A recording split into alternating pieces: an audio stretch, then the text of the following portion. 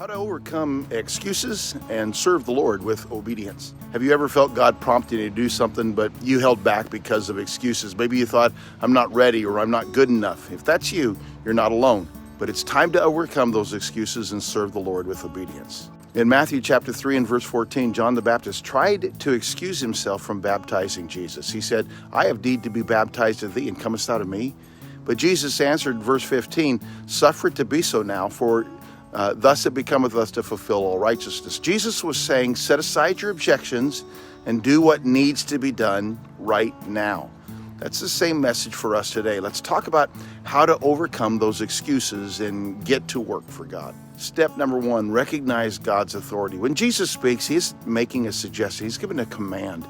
John chapter 14, verse 15 says, if you love me, keep my commandments. Obedience isn't optional. If we truly love him, the first step to overcoming excuses is realizing that God's call is greater than our insecurities. Step number two, trust God's strength. Moses felt unworthy and said, I'm slow of speech and of a slow tongue, Exodus chapter 4 and verse 10.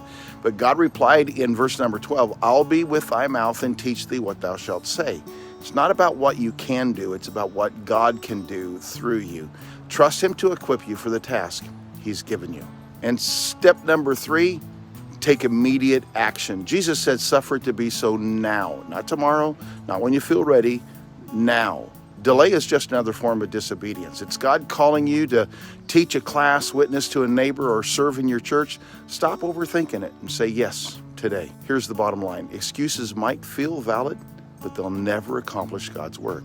Recognize his authority, trust his strength, and act immediately. If this message has encouraged you, let me know in the comments, and be sure to visit marvinmckenzie.org for more resources to strengthen you in your walk with the Lord.